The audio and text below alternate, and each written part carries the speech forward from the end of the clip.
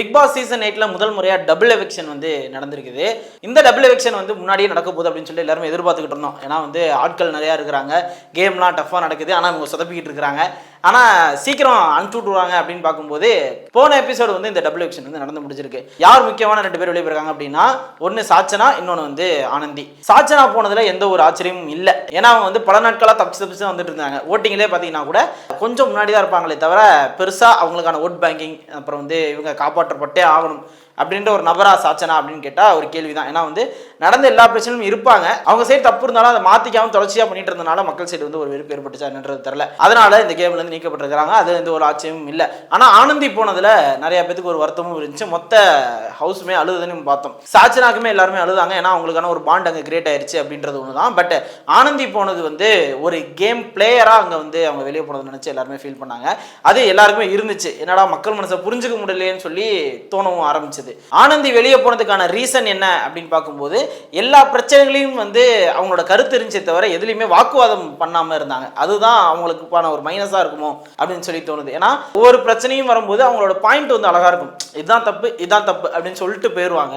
ஆனா big pass எதிர்பார்க்கறது என்ன, அந்த வாக்குவாதம் என்ன ஏதுன்னு சொல்லி அடிச்சு பேசினா மட்டும்தான் மக்கள்கிட்ட போய் அதிகமா ரீச் ஆகுது. அதனால அந்த தப்பை ஆனந்தி பண்ணிட்டாங்க. அதனால அவங்க வெளியே போயிட்டாங்க அப்படின்ற மாதிரி தானே ஒரு பாயிண்ட் வந்து இருக்கு. மற்றபடி அவங்க நல்ல பிளேயர், அவங்க இன்னும் கொஞ்சம் இருந்திருந்தா இன்னும் நிறைய பேருக்கு கண்டிப்பா டஃபா இருந்திருக்கும். ஏன்னா ஆனந்தி இருக்காங்க, அந்த இடத்துல தெளிவா முடிவெடுப்பாங்கன்ற ஒரு தாட் இருந்துச்சு. இப்போ அது உடையுது. கேர்ள்ஸ் டீமாக இருக்கும்போது ஒரு ஹெட்டாக யார் இருந்தாங்க அப்படின்னு பார்த்தா ஆனந்தி மட்டும் தான் இருந்தாங்க. ஏன்னா அவங்க எடுக்கிற முடிவு அந்த அளவுக்கு ஒரு பாயிண்டாக இருந்துச்சு.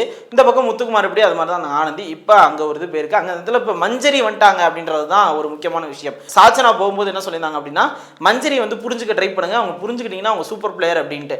நமக்கே ஆரம்பத்தில் மஞ்சரி விளையாண்டது எப்படி இருந்துச்சு அப்படின்னா, என்ன எல்லாத்துக்கும் சண்டை போட்டுட்டு இருக்காங்க அப்படின்றது தான் நமக்கு தோணுச்சு. பட் போன வாரம் நடந்ததெல்லாம் பார்க்கும்போது மஞ்சரின்றனால தான் இவங்க எல்லாருமே பேசுறாங்க. வேற யாரும் அந்த பாயிண்ட்டை சொல்லியிருந்தாலும் ஆமான்னு சொல்லி ஒத்துக்கிட்டு போயிருப்பாங்க. பட் மஞ்சரி சொல்லி நம்ம ஒத்துக்கிட்டா இது நல்லா இருக்காதுன்னு சொல்லி ஒரு ஈகோ ப்ராப்ளமாக தான் எனக்கு போன வாரம் நடந்ததை வச்சு என்னால் சொல்ல முடியுது. இப்போ வரக்கூடிய வீக்கெண்ட் எபிசோட்லாம் நம்ம விஜய் சேதுபதி சாரை பார்க்கும்போது நமக்கு பாவமாக தான் தோணுது. சார் அவங்கள்ட்ட கேட்கவே வேணாம் சார், நீங்கள் கிளம்பி போங்க சார், வீட்டுக்கு போங்க சார் அப்படின்னு நமக்கு சொல்ல தான் தோணுதே தவிர இதை கேளுங்க அதை கேளுங்கன்னு சொல்லி நம்மளால கேட்கவும் முடியல. ஏன்னா அவங்க என்ன சொன்னாலும் அதை சுற்றி விட்டு அதை அப்படியே அந்த கான்வர்சேஷனே கடந்து போகிற மாதிரி தான் அவங்க பேசிகிட்டு இருக்கிறாங்க. இப்போ என்ன நீ செஞ்ச தப்பு ஒத்துக்கிறியான்னு கேட்டால் ஆமாம் ஒத்துக்கிறேன். இப்போ நீங்கள் ஒத்துக்கிறேன்னு சொன்னால் வந்து அது என்ன தப்பு இல்லைன்னு ஆயிருமா அப்படின்ற மாதிரி தான் இருக்குது. இது பல சீசனாக தொடர்ந்துகிட்டு இருந்ததை வந்து இப்போ விஜய் சேதுபதி வந்து அடிச்சு சொல்லிட்டாரு. இனிமேல் நான் ஏதாவது ஒன்று சொல்லும்போது ஆமாம் நான் சொன்னது தப்பு தான் சொல்கிறத விட ஏன் பண்ணீங்க, எதுக்கு பண்ணீங்க, எதனால் பண்ணீங்கன்னு சொன்னால் மட்டும்தான் அதுக்கான விடை தெரியுமே தவிர நீங்கள் தப்புன்னு சொல்லிட்டு நாங்கள் அதை கடந்து போயிடுவோமா, இதெல்லாம் வீக்கெண்டில் சமாளிக்கிற மாதிரி இருக்குன்னு சொல்லிட்டு மூஞ்சில் அடித்த மாதிரி உடச்சி விட்டுருக்கிறாரு. இது இன்னும் வரக்கூடிய காலங்களில் பண்ண மாட்டாங்கன்னு தான் நினைக்கிறேன். பட் இந்த சீசனில் இருக்கிறவங்க தொடர்ச்சியாக தான் பண்ணுறாங்க, சொல்லியும் அவங்க கேட்கல. இந்த விஷயம் யாருக்கு நடந்துச்சு, இந்த நானா ஆமாம் ஒத்துக்கிறேன் அப்படின்னு சொல்கிறது யாருக்கு நடந்துச்சுன்னா ஜாக்லின் அண்ட் சௌந்தர்யா. ஆமாம் சார் நான் சொன்னது தப்பு தான் அப்படின்னு சொல்லிட்டு ஒத்துக்கிட்டு சமாளிக்கிற மாதிரி தான் இருந்துச்சு. அது போன வாரம் சௌந்தர்யா பண்ணாங்க, இந்த வாரம் சௌந்தர்யா எதுவுமே பண்ணலை, எதுவுமே பேசலை. எதை கேட்டாலும் அப்படியே உம்முன்னு நின்றுக்கிட்டு அப்பயே 2-3 ரியாக்ஷன் கொடுத்தாங்க. விஜய் சார் வந்து பிடிச்சி திட்டி விட்டாரு. இந்த மாதிரி கொடுக்கறதா இருந்தால் பேசாதீங்கன்ற மாதிரியே தான் அவரும் பேசிக்கிட்டு இருந்தார். நான் உங்களை என்ன சொல்கிறதே தெரில சௌந்தர்யா அப்படின்னு சொல்லிட்டு அந்த கான்வர்சேஷனை கடந்து போயிட்டார். ஆக்சுவலாக அவங்க தான் அதை மாற்றிக்கணுமே தவிர நம்ம ஒவ்வொருத்தரையும் சொல்லிட்டு இருந்தால் நமக்கு தான் டென்ஷன் ஆகுது. அவங்க அதை தொடர்ச்சியாக பண்ணிட்டு தான் இருக்கிறாங்க. இப்படி பேசாமல் விட்டால் தான் ரைட், நம்மளை பற்றி பேச கூட மாட்டேங்கிறாங்கன்னு சொல்லி அடுத்ததுலேருந்து அந்த ரியாக்ஷன்ஸ் தான் தவிர்ப்பாங்க அப்படின்னு தான் நினைக்கிறேன். அதனால தான் நம்ம சேதனை வந்து அப்படி பண்ணியிருக்கிறாரு. ஜாக்லினோட ஆட்டம் வந்து ஆரம்பத்தில் அருமையாக இருந்துச்சு. ஏன்னா மொத்த டீமும் ஒரு ஸ்டாண்டில் நிற்கும் போது ஜாக்லின் மட்டும் யோசிச்சு இல்லை இது எனக்கு தப்பா தெரியுது, நான் இந்த ஸ்டாண்டில் நிற்கிறேன்னு சொல்லி நிற்பாங்க. அது தப்பாக இருந்தாலும் சரி அவங்க தனியாக நிற்கிறாங்க அப்படின்ற ஒரு விஷயம் இருந்துச்சு. இப்போ அந்த கோவா டீம் அப்படின்னு எப்போ உருவாச்சோ அப்போலேருந்து இந்த டீமை பார்க்கும்போதே வந்து ரைட்டு இவங்க இருக்காங்களா, அப்போ ஏதோ ஒரு பஞ்சாயத்து கலர போகிறாங்க அப்படின்ற மாதிரி தான் தோணுது. ஏன்னா சேர்ந்திருக்க ஆட்கள்லாம் வந்து ஒரு தனியாக இருந்தவங்க மொத்தமாக சேர்ந்த மாதிரி இருக்கு. இப்போ தனியாக இருந்தது யார் யார் அப்படின்னு பார்த்தீங்கன்னா நம்ம ஜெஃப்ரி, அவர் வந்து ஒவ்வொருத்தட்டையும் ஒரு கான்வர்சேஷன் வச்சுட்டு இருக்கும்போது இப்போ ஒரு டீமுக்குள்ள அடங்கிட்டாரோ அப்படின்ற மாதிரி இருக்கு. இன்னொன்று வந்து ரயான் ஆரம்பத்தில் வெறும் சௌந்தர்யாட்ட மட்டும் பேசிக்கிட்டு இருந்தாப்புல, இப்போ அந்த டீமுக்குள்ள வந்ததுக்கப்புறம் அந்த டீமுக்காண்டி மட்டும் பேசுகிற மாதிரி இருக்கு. ஏன்னா அந்த டெவில் டாஸ்க்லையும் நம்ம பார்த்துருப்போம், அவர் வந்து ஒன்றுமே பண்ணாமல் தான் இருந்தார், அந்த டீமே ஒன்றும் பண்ணாமல் தான் இருந்துச்சு. ஜெஃப்ரிலாம் ஒரு டைமில் பார்க்கும்போது ரைட் இவர் இங்கேருந்து போனவர் நம்ம விளாட்ற மாதிரியே இருக்குது அப்படின்ற ஒரு ஃபீல் இருந்துச்சு. ஆனால் அந்த பிக் பாஸ் வந்து அதையும் மாற்றி விட்டுருச்சா இல்லை இவங்க அந்த டீமில் சேர்ந்து மாற்றிக்கிட்டாங்களா அப்படின்றது தெரில. இப்போ ஜெஃப்ரியை பார்க்கும்போது பாவமாக இருக்குது. இன்னொன்று ஒரு டைமில் என்ன இவர் பண்ணுறது சரியில்லை, சரியில்லையே அப்படின்னு தோண வைக்குது. ஜெஃப்ரி மட்டும் தப்பிச்சு எப்படியாவது விளையாண்டாருன்னா அது மிகப்பெரிய ஒரு சிறந்த பிளேயராக இருப்பார். முத்துக்குமரனுக்கு டஃப் கொடுத்து அந்த கப்பை தட்டுறதுக்கான வாய்ப்பும் ஜெஃப்ரிக்கு இருக்குது. ஏன்னா ஒரு டைமில் அவர் சொன்ன பாயிண்ட் எல்லாம் வந்து அந்த அளவுக்கு மக்கள்கிட்ட போய் ரீச் ஆயிருக்கு. ஏன்னா பிக் பாஸ் ஒரு டாஸ்கில் அது ஒரு ரேங்கிங் டாஸ்க்காக என்னன்னு தெரியல, அதை கொடுக்கும்போது நீங்கள் சொல்கிறதுனால நான் உள்ளே இல்லை, நீங்கள் சொல்கிறதுனால நான் வெளியே போக முடியாது, ஸ்ட்ராங்கான ஒரு பாயிண்ட்லாம் வச்சுருந்தாரு. நிறைய கான்வர்சேஷனில் இது இப்படி தான் நடக்குது, நீங்கள் வேறு மாதிரி பண்ணுறீங்கன்றதையும் சொல்லியிருக்கிறாரு. பட் இப்போ அந்த கோவா டீம் அப்படின்னு ஒன்னே ரைட்டு சுத்தமாக யாருமே காணாமல் போயிட்டாங்க. இதில் வந்து காணாமல் போனது ஜாக்லின் தான். இந்த டீம் உருவாக்குனதுக்கு மிகப்பெரிய ஒரு பாதிப்பு யாருக்குன்னா ஜாக்லினுக்கு மட்டும்தான். ஏன்னா வந்து யாரையும் விட்டு கொடுக்காம பேசுகிறேன்ற பேரில் எந்த தவறு நடந்தாலும் இவங்க முன்னாடி போயிட்டு எல்லாருக்கும் சாரி சொல்கிறதா இருக்கட்டும், இல்லை அந்த கான்வர்சேஷனில் தேவையில்லாம மூக்கு நழிச்சு அடி வாங்கிறதா இருக்கட்டும், இதெல்லாம் ஜாக்லினுக்கு தான் வந்து ஒரு பின்னடைவாக இருக்குது. சௌந்தர்யா விஜய் சேதுபதி சார் சொன்ன மாதிரி தான், நம்மளும் அவங்களுக்கு சொல்கிறதுக்கு ஒன்றும் இல்லை, என்ன சொன்னாலும் அவங்க பண்ணுறதா பண்ண போகிறாங்க அப்படின்ற மாதிரி தான் இப்போ வரையும் போய்கிட்டு இருக்கு. பட் இந்த வாரம் அவங்க கரெக்டாக பேசுவாங்கன்னு நினைக்கிறேன். ஏன்னா வந்து அந்த டெவில் டாஸ்க் முடியும் போது, அதாவது அதை கத்திலாம் முடிச்சுட்டாங்க.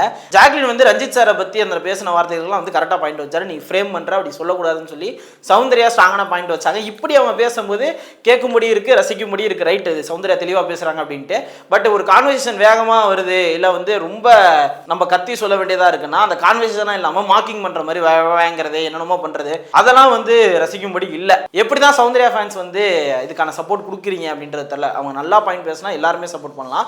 பட் சில மாதிரியான விஷயங்கள் பண்ணும்போது நம்ம கேட்டால் தான் அவங்களுக்கான அந்த கான்ஃபிடன்ஸ் குறைஞ்சு ரைட்டு நம்ம இப்படி பண்ணுறது தப்பாக இருக்குது அப்படின்னு சொல்லி வேறு மாதிரியான கேம் விளையாடுவாங்க. அதை தொடர்ச்சியாக அடுத்தடுத்து அவங்க பண்ணுவாங்கன்னு நினைக்கிறேன். மக்களும் புரிஞ்சுக்கணும். போன வாரம் மிகப்பெரிய ஒரு பிரச்சனையாக இன்னொன்று அமைஞ்சது வந்து இந்த ரேஷனிங் சாப்பாடு பொருட்களில் நடந்த பிரச்சனை. இந்த ரவா லட்டாக இருக்கட்டும், அப்புறம் வந்து இந்த மஞ்சரிக்கு பால் தரக்கூடாத விஷயமா இருக்கட்டும், இன்னொன்று நைட்டு இந்த இருட்டு கடை திருட்டு பிரியாணி அப்படின்னு சொல்லிட்டு ஒரு விஷயம் பண்ணுறாங்க. அது பார்க்கும்போது பசியில் சாப்பிட்றாங்கன்ற மாதிரி தெரில, எல்லாத்தையும் ஏமாற்றி சாப்பிட்றாங்க அப்படின்ற மாதிரி தான் விஜய் சேதுபதி சொல்லியிருப்பாரு. நீங்கள் சாப்பிடுங்க, நைட்டு சாப்பிடுங்க, 1 மணிக்கு 2 மணிக்கு 4 மணிக்கு கூட சாப்பிடுங்க, ஆனால் எல்லாருக்கும் தெரிஞ்சு சாப்பிடுங்க, சொல்லிட்டு சாப்பிடுங்க. அப்போ தான் வந்து அந்த யூனிட்டி அப்படின்றது ஒன்று இருக்கும். சும்மா நமக்கு பசிக்குது ஒரு குரூப்பை மட்டும் சேர்த்துக்கிட்டு போய் சாப்பிட்றீங்க அப்படின்னா அது பார்க்கும்போது திருட்டு மாதிரி தான் இருக்குமே தவிர எந்த இடத்துலையும் அவங்க பசிக்குது அப்படின்ற ஒரு உணர்வை கொடுக்காது. இப்போ இத்தனை பேர் படுத்துருக்குறாங்க, அவங்களுக்கு தெரியாமல் சாப்பிட்றீங்கன்ற மாதிரி தான் இருக்கும். இதை ஜெஃப்ரி அட்ரஸ் பண்ணவே இல்லை. ஆமாம் சொன்னாங்க, நான் கேட்டுக்கிட்டேன், சொன்னாங்கன்றது பிரச்சனை இல்லை, சொன்ன உடனே நீங்கள் என்ன ஆக்ஷன் எடுத்தீங்க அப்படின்றது தான் கேப்டனோட பதவி. அதை அவர் சரியாக யூஸ் பண்ணல. நான் கூட ரொம்ப எதிர்பார்த்தேன் ஜெஃப்ரி கேப்டன் ஆகி என்னென்ன விஷயங்கள்லாம் கொண்டு வர போகிறாரு, இன்னும் என்டர்டைனிங்காக நான் வச்சிருக்க போகிறாருன்ட்டு. பட் அந்த டெவில் டாஸ்க் வந்ததுனால அது நமக்கு கொஞ்சம் இன்ட்ரெஸ்டிங்காக தெரிஞ்சதே தவிர கேப்டன்சியாக ஜெஃப்ரி ஒன்றுமே பண்ணல அப்படின்றது தான் இந்த இடத்துல நம்ம சொல்ல வருது. இந்த வாரம் ரஞ்சித் சார் கேப்டன் ஆகிருக்கிறாரு.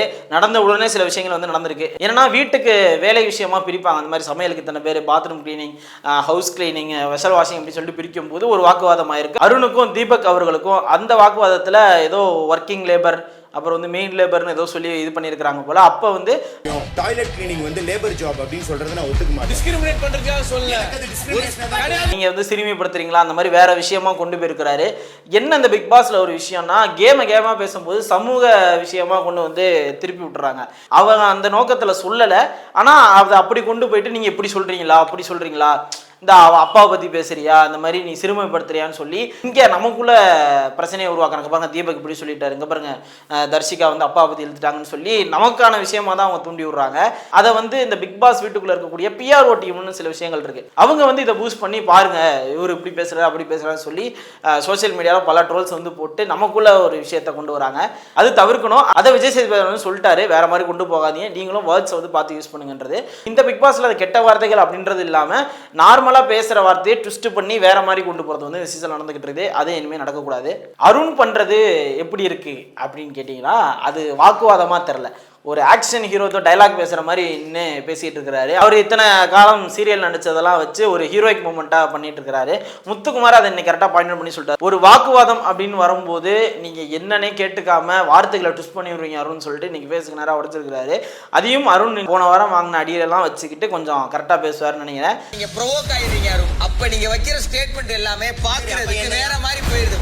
மஞ்சிரி மிகப்பெரிய ஒரு பிளேயராக மாறதுக்கான வாய்ப்பு இருக்கு. அவங்க ஆட்டம் இன்னும் போக போக சிறப்பாக இருக்கும் அப்படின்னு சொல்லி நினைக்கிறேன். இந்த மொத்த கலவரத்தில் இனிமேல் தான் பிக் பாஸ் சூடு பிடிக்குதோ 60 நாள் கழிச்சு அப்படின்னு ஒரு பெருமூச்சு விட்டு நம்ம தொடர்ச்சியாக பார்க்க வேண்டியதுதான். இந்த மாதிரியான விஷயங்களை நீங்கள் எப்படி பார்க்குறீங்க, ஒரு கண்டஸ்டன்ஸை பற்றி இப்போ நீங்கள் என்ன நினச்சிட்டு இருக்கீங்க அப்படின்றது வந்து கமெண்ட்ஸ் சொல்லுங்கள், பார்த்துன்றது தெரிஞ்சுக்கணும். இதே மாதிரி இன்னொரு சுவாரஸ்யமான டாபிக்ல கூட சந்திக்கிறேன். அண்டில் தான் கூட வைக்கிறேட்டா.